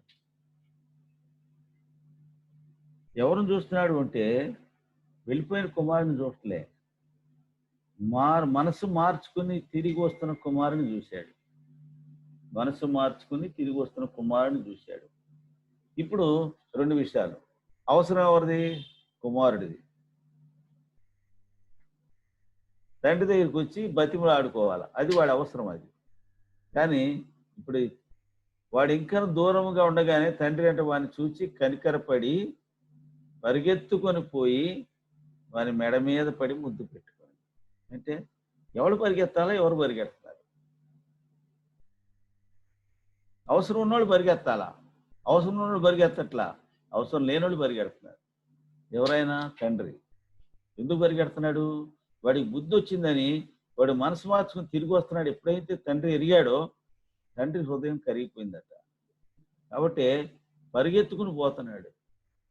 పరిగెత్తుకుంటూ పోయి వాని మెడ మీద పడి ముద్దు పెట్టుకున్నాడు. అప్పుడు ఈ కుమారుడు అన్నాడు, తండ్రి నీకును పరలోకానికి విరోధంగా నేను పాపం చేశాను, ఈ కుమారుడు అనిపించుకుంటే నేను యోగ్యుని కాను, నీ కూలి వానిలో ఒక్కడిగా పెట్టుకోమని అడిగాడు. అప్పుడు తండ్రి ఏమన్నాడు తెలుసా అండి? 22వ వచనం, 15వ అధ్యాయం లూకాసు వార్త 22వ వచనంలో, ప్రశస్త వస్త్రము త్వరగా తెచ్చి ఈయన కట్టుడి, మీ పాదములకు చెప్పులు తొడిగించి అని రాయబడింది. చెప్పులు తొడిగేటువంటి అర్థం ఏంటంటే చెప్పులు హక్కు. చెప్పులు హక్కు. ఏశావు యాకోబుకి తన స్వాస్థ్యాన్ని అమ్మేశాడు. తన హక్కును అంటే జ్యేష్ఠత్వాన్ని ఇచ్చాడు. ఇచ్చినప్పుడు ఏం చేశాడు? యాకోబు చేతిలో తన చెప్పు తీసి యాకోబు చేతిలో పెట్టాడట. వెనకటి దినాల్లో జరిగే మర్యాద అది. అంటే ఓ హక్కుని వేరొక వ్యక్తి చేతికి బదలాయించినప్పుడు వారు ఏం చేస్తారంటే ఒకరి రూతు గ్రంథం 4:7 తన చెప్పు తీసి తన పొరుగువాని చేతిలో పెట్టడమే, చేతిలో ఉంచుతాయి. ఈ పని ఇశ్రాయేల్లో ప్రమాణముగా ఎంచబడింది రాయబడింది. అంటే అర్థం ఏంటంటే చెప్పు దేని గురించి మాట్లాడదని హక్కు. అంటే ఏశావు చెప్పు యాకోబు చేతిలో పెట్టేసి ప్రమాణం చేశాడు, ఈ రోజు నుంచి ఇసాకు యొక్క జ్యేష్ఠ కుమారుడు యాకోబు అని ప్రకటించి ప్రమాణం చేసి ఆ చెప్పు హక్కు అతనికి ఇచ్చేసి చిక్కుడుకాయల కూర తినేసి వెళ్ళిపోయినాడు. అక్కడి నుంచి జ్యేష్ఠుడు అలా కనిష్ఠుడు అయ్యాడు. కాబట్టి ఇప్పుడు ఈ రెండో కుమారుడు తండ్రి ఇంటికి వచ్చినప్పుడు తండ్రి చేసిన మొదటి పని ఏంటంటే చెప్పు తొడిగిచ్చాడు. చెప్పులు ఎందుకు తొడిగిచ్చాడు అంటే వాడు కూలోనిగా వచ్చాడు కదా, ఆయన తండ్రి ఏం చేశాడంటే వానికి కుమారుడిగా హక్కు ఇచ్చాడు. కూలివాడికి రావాల్సింది కూలివాడిగా చేర్చుకోలేదు కానీ తండ్రి వాడిని కుమారుడిగా చేర్చుకున్నాడు. This act of kindness called grace. వాడికి ఏ మెరిట్స్ లేవు. ఏ మెరిట్స్ లేని వాడి మీద చూపే దయను బైబిల్ ఏమంటుంది? కృప. అందుకని ఆ మాట రాశాడు పౌలు. ఏది? ఎఫెసీ 2:8 మీరు విశ్వాసము ద్వారా కృప చేతనే రక్షింపబడి ఉన్నారు, ఇది మీ వలన కలిగినది కాదు, దేవుని వరమే. ఎప్పుడైతే మనం యేసుప్రభులోకి మారు మనసు పొంది పాప క్షమాపణ పొంది పాపాల కొరకు పశ్చాత్తాపడతామో మనలో మనసులో మార్పు వస్తుందో వెంటనే దేవుడు తన పని చేస్తూ ఉంటాడు. అదే దాని విశ్వాసం. ఆ విశ్వాసం మనకిస్తాడు. ఆ విశ్వాసం ద్వారా మన హృదయంలో ఇన్ని కార్యాలు జరుగుతాయి, రక్షణ వస్తుంది. తర్వాత ఆయన ఎవరైతే అంటే ఆయన మీద నమ్మకం వస్తుంది. కాబట్టి ఆ నమ్మకం ద్వారా విశ్వాసం ద్వారా మన పాపాలు అన్నిటి కూడా విడుదల విమోచన దొరుకుతుంది. మూడోది ఏంటి అంటే ఆయన ఆ కృప అంటే దానితో పాటు కృప వస్తుంది. ఆ కృప ఏం చేస్తుందంటే మనకు రక్షణ తీసుకుని వస్తుంది. తర్వాత నాలుగోది ఏంటి? ఈ that believeth and is baptised shall be saved. Mark సువార్త 16:16 నమ్మి బాప్తిస్మం పొందిన వాడు రక్షింపబడును. ఈ రక్షణ అంటే అర్థం ఏంటంటే ఇక్కడ నమ్మి బాప్తిస్మం పొందిన వాడు అంటే దేవుని రాజ్యం వస్తుంది, యేసుప్రభు వస్తున్నాడు అని ప్రకటించండి, సువార్త ప్రకటించండి. ఎవరైతే నమ్ముతారో ఆ నమ్మిన వాడు బాప్తిస్మం తీసుకుంటే వాడు రక్షించబడతాడంటే రాబోయే ఉగ్రత నుండి తప్పించబడతాడు అని అర్థం. రాబోయే దేవుని యొక్క ఉగ్రత నుండి కాపాడబడాలి మనం. ఆ ఉగ్రత నుండి తప్పించబడతాడు కనుక నమ్మి బాప్తిస్మం పొందిన వాడు రక్షించబడను. తర్వాత ఇంకొక మాట, రోమపత్రిక 5:1 ఏమని రాయబడిందంటే విశ్వాసం మూలమున మనం నీతిమంతులుగా తీర్చబడతాం.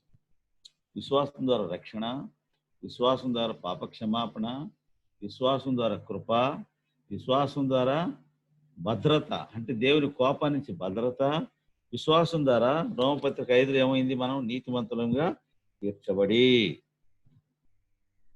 దేవునితో సమాధానం. అంటే అర్థం ఏంటి? Access to the grace by faith. కృప ద్వారా నీతిమంతులకు తీర్చబడతాం విశ్వాసం ద్వారా. దేవునితో సమాధానం అంటే ఇప్పటి వరకు దేవునికి విరోధంగా ఉన్నాం, ఇప్పుడు దేవునితో సమాధానం వచ్చింది. వి హ్యావ్ ఏముంది అక్కడ? Peace with God. Peace of God. ఫిలిప్పీ పత్రిక 4:7 పీస్ ఆఫ్ గాడ్, ఇక్కడేమో పీస్ విత్ గాడ్. దేవునితో సమాధానం, అక్కడేమో దేవుని సమాధానం. దేవునితో సమాధానం రావాలా? తర్వాత ఎప్పుడైతే దేవునితో సమాధానం కలిగి ఉంటామో అప్పుడు దేవుని సమాధానం మనలోకి వస్తుంది. కాబట్టి ఇది జరగాలంటే నీతిమంతులంగా తీర్చబడాలి. నీతిమంతులంగా తీర్చబడాలంటే బై ఫెయిత్. ఈ విశ్వాసం కార్యం జరిగించాలి. అందుకే దేవుని యందు విశ్వాసం ఉండాలి. మనం ఎవరైనా ఏదైనా పని చెప్పారనుకోండి, ఏదైనా చేస్తామన్నారనుకోండి, మనం ఏం చేస్తాం? వెంటనే వాళ్ళు నమ్మేస్తాం గుడ్డిగా. 10 లక్షలు పెట్టుబడి పెట్టాయా, నీ 10 లక్షలు 2 ఏళ్లలో 15 లక్షలు అవుతాయి అంటే సింపుల్గా మళ్ళీ ఇంకొక మాట ఆలోచించకుండా ఆ వ్యక్తి మీద నమ్మకంతో, ఆ కంపెనీ మీద నమ్మకంతో ఏం చేస్తాం? 10 లక్షలు తీసుకెళ్లి పెట్టుబడి చేస్తాం.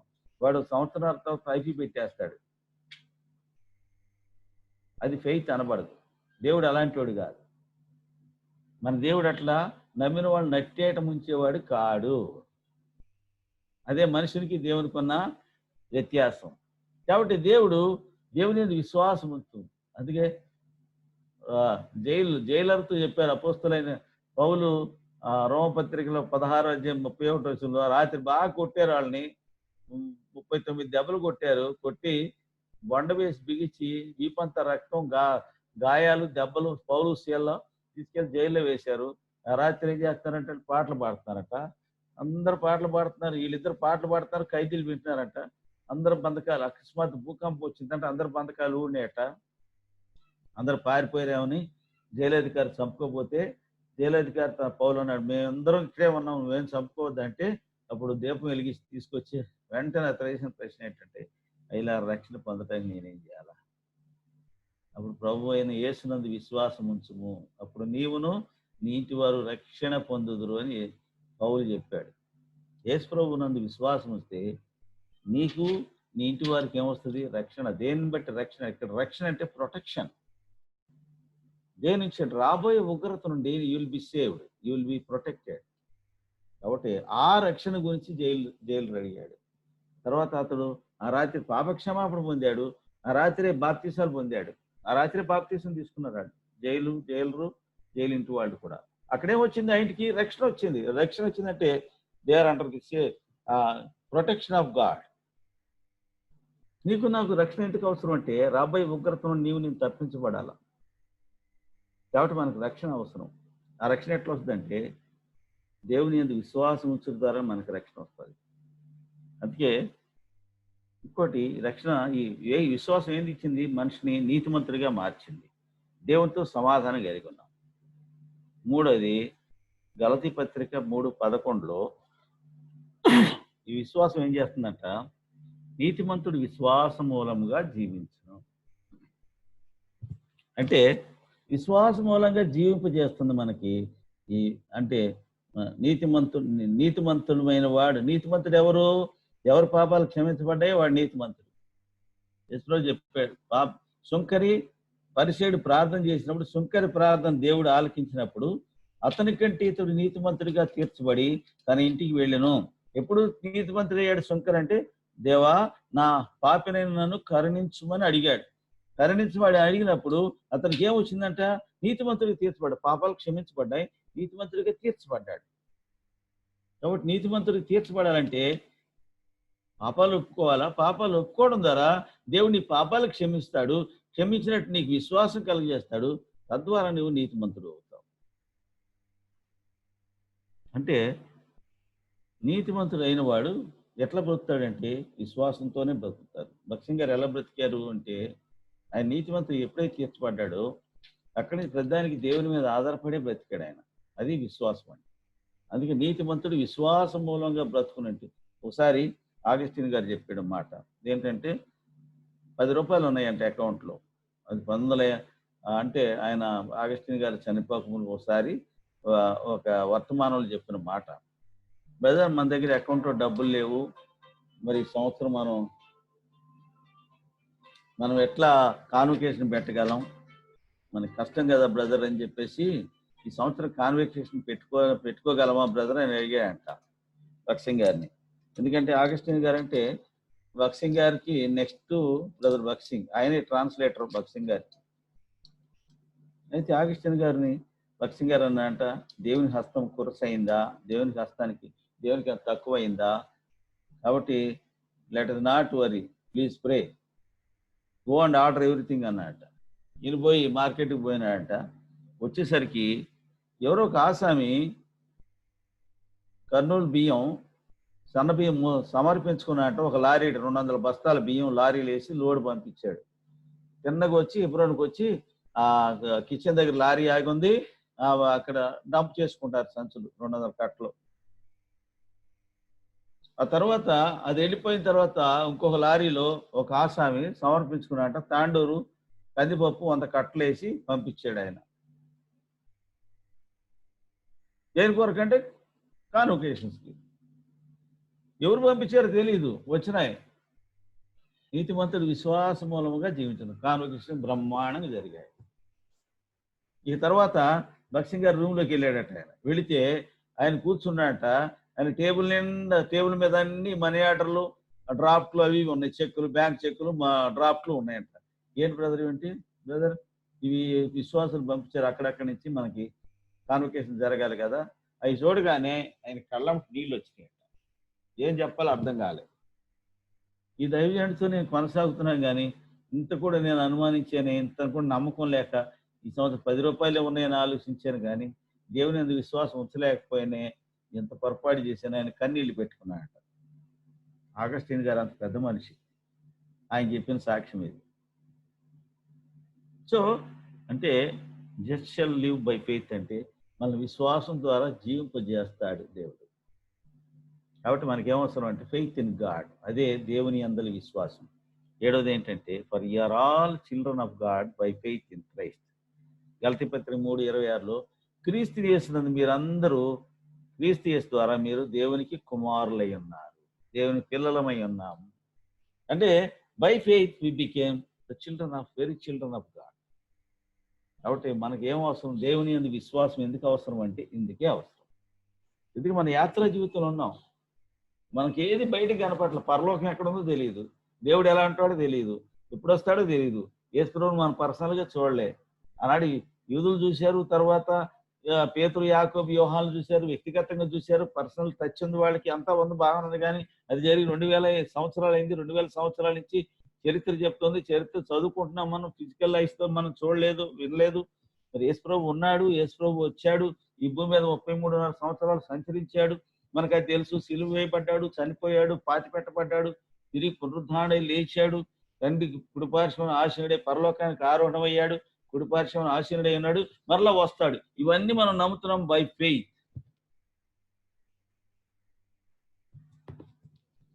ఈ ఫెయిత్ ఎక్కడి నుంచి వచ్చిందంటే ఎప్పుడైతే దేవుని మీద మన మనసు లగ్నమైందో, ఎప్పుడైతే మనకు రక్షణ వచ్చిందో, ఎప్పుడైతే నీతిమంతులు అయ్యామో ఇవన్నీ జరుగుతున్నాయి. కాబట్టి ఇవన్నీ జరిగితేనే, ఇవన్నీ ఎప్పుడు జరగాల, బాప్తీసానికి ముందు జరగాల.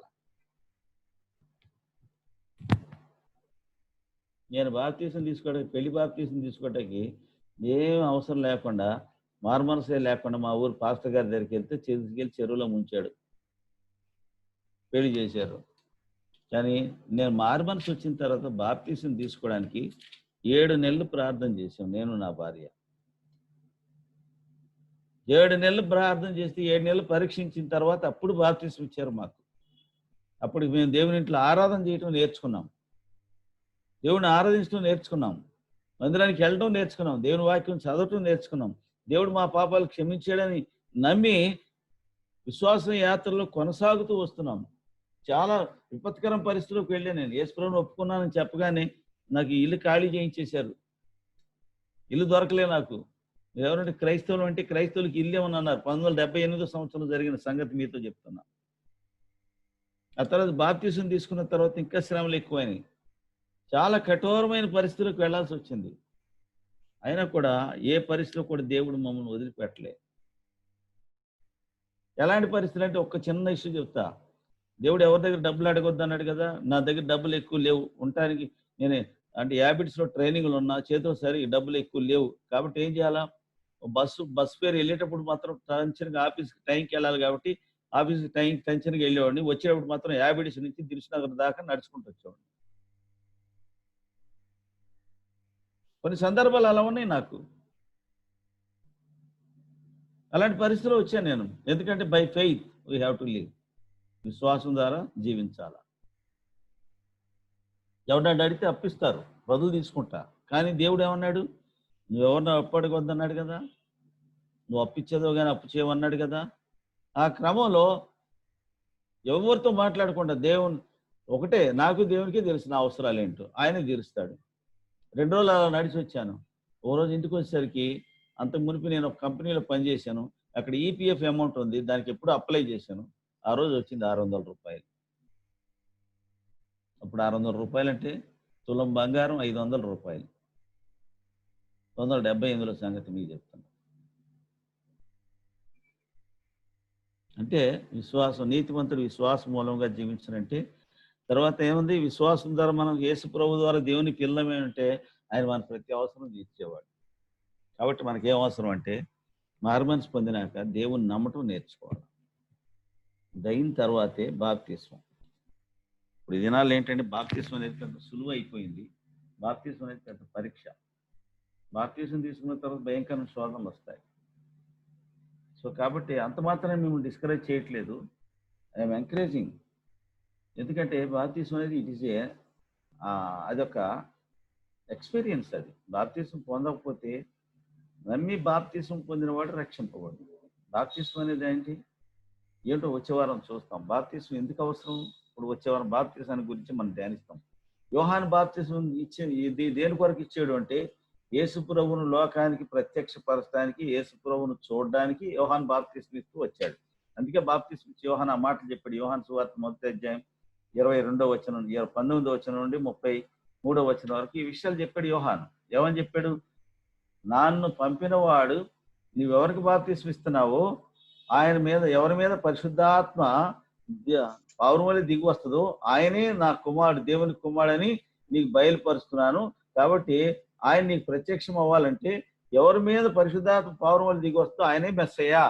కాబట్టి ఆ మెస్సయ్యను కనుక్కోవడం కోసం బాప్తిస్మం ఇచ్చి యోహాను బాప్తిస్మం ఇస్తూ వచ్చానని చెప్పేసి లోకానికి ప్రకటించాడు. కాబట్టి ఎప్పుడైతే బాప్తిస్మం ఇచ్చి యోహాను దగ్గరికి యేసు ప్రభు వచ్చాడో ఏమన్నాడు? అయ్యా, నువ్వు నాకు బాప్తిస్మం ఇవ్వాల్సి వస్తే నీ చేత నేను బాప్తిస్మం పొందాల్సి ఉంటే నువ్వు నా చేత బాప్తిస్మం పొందుతావా అని అడిగాడు. ప్రభు ఏమన్నాడు? ఇప్పటికి కాని ఇలా కానిము, నీతి యావత్తు నెరవేర్చడం మనకు తగినది. మత్తయి సువార్త 3:15. దేవుని నీతిని మనం నెరవేర్చాలి. ఇక్కడ పెద్ద లేదు, చిన్న లేదు. ఎందుకు యోహాను ఏమన్నాడు? ఆయన హెచ్చాలి, నేను తగ్గాలి. ఆయన చెప్పులు వారు ఇప్పటికి నేను యోగ్యుని కానన్నాడు. కాబట్టి బాప్తిస్మం ఇచ్చి యోహాను అంతగా తగ్గించుకుని యేసు ప్రభు వారిని ముందు పెట్టాడు. కాబట్టి బాప్తిస్మం ఇచ్చి యోహాను అంత తగ్గించుకున్నప్పుడు, దీనుడుగా అయినప్పుడు మనం ఎంతటి వాళ్ళమే? కాబట్టి we need that salvation, we need that faith, we need that repentance. కాబట్టి అదే బాప్తిస్మం ఇచ్చి యోహాను యొక్క బోధలోని అంతర్యం. కాబట్టి బాప్తిస్మం ఇచ్చి యోహాను దాని కొరకే యేసు ప్రభు వారి లోకానికి పరిచయం చేయడం కొరకే ఆయన బాప్తిసాలు ఇస్తూ వచ్చాడు. సో మనం వచ్చే వారం బాప్తిస్మం గురించి మరికొన్ని విషయాలు నేర్చుకున్నాం. బాప్తిస్మం ఎప్పుడు కావాలా? ముందు మారు మనసు పొందాలా, పాపక్షమాపణ పొందాలా, ఆ తర్వాత దేవుని యందు విశ్వాసం, దేవుడు నా పాపాలు క్షమించాడని మనం నమ్మాలి. పాపాలు క్షమించబడటం ద్వారా ఎన్ని జరిగినాయి? మనకి మనం నీతిమంతులయ్యాం. తర్వాత దేవునితో సమాధానపరచబడ్డాం, కృప వచ్చింది, ఇంకెన్నో కార్యాలు జరిగాయి. కాబట్టి ఇవన్నీ కూడా ఎప్పుడు జరుగుతాయి అంటే దేవుని యందు విశ్వాసం ద్వారా సాధ్యం అవుతాయి. ఇది జరిగిన తర్వాత నెక్స్ట్ వెళ్ళే అంశము బాప్తిస్మం.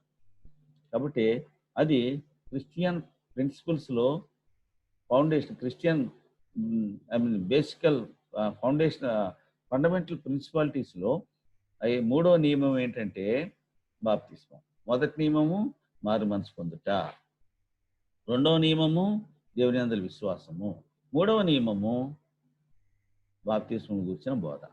వాటి వచ్చే వారం బాప్తిస్మం గురించి మరి కొన్ని విషయాలు నేర్చుకుందాం. రండి ప్రార్థన చేసుకుందాం.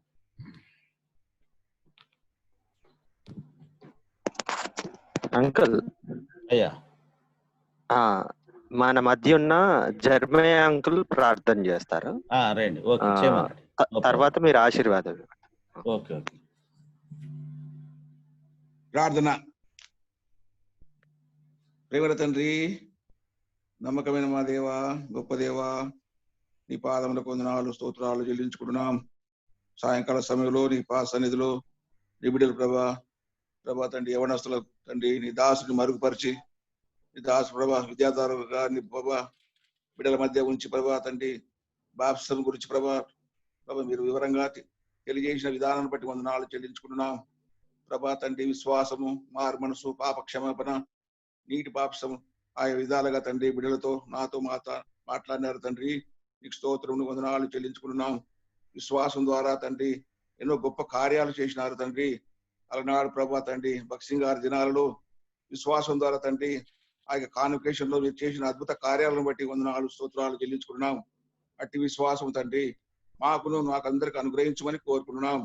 ఈ దాసుని ప్రభా రాబో దినాల్లో ఇంకా ప్రభా తండ్రి యవన బిడ్డల మధ్య బలమైన సేవ చేయటకు తండ్రి మీరే తండ్రి మరుగుపరిచి నీ వాక్కును ప్రభా ఆయన ద్వారా మాకందరికి తండ్రి యవన బిడ్డలకు ప్రాముఖ్యంగా అందించమని కోరుకుంటున్నాం.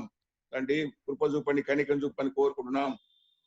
ప్రభా విన్న బిడ్డలు ప్రభా తండ్రి మీరు మరుపరిచి తండ్రి ప్రభా మీరే తండ్రి రక్షణ లేని వారికి రక్షణ అనుగ్రహించండి. రక్షింపబడిన బిడ్డలు నీలో బలపడటకు, స్థిరపడటకు, నీ కొరకై సాక్షులుగా బ్రతుకుటకు నీ కృప దయచేయమని నీ సహాయం కోరుకుంటూ వందనాలు చెల్లించుకుంటూ బిడ్డలను మీ చేతులకు అప్పగించుకుంటూ ప్రత్యేకంగా నీ దాసుని ప్రభా తండ్రి ఇంకొను ప్రభా మంచి ఆరోగ్యం తెలిపి రాబో దినాల్లో బలమైన సేవ నీ దాసు ద్వారా అందించమని మా రక్షకుడైన యేసు ప్రభు నామంలో స్తుతించి ప్రార్థించి వేడుకుంటున్నాం తండ్రి. ఆమేన్. ఆమేన్. ఆమేన్. ఆమేన్. బెనడిక్షన్ తీసుకుందాం బాబు. ఇచ్చేసేయండి అక్కడ. మన తండ్రి అయిన దేవుని ప్రేమ, ప్రభు అయిన యేసుక్రీస్తు వారి కృప, పరిశుద్ధాత్మ దేవుని యొక్క నిత్య సన్నిధి సహవాసము కూడిన మనకు సార్వత్రిక సంఘంలో మన ప్రభు రాడి కొరకు సిద్ధపరచబడుచున్న ప్రియులైన వారిని కాపుదల్లో ఉంచి సంరక్షించి కాపాడును గాక. Amen. Amen. Praise the Lord. Amen. Praise the Lord. Praise the Lord. Praise the lord.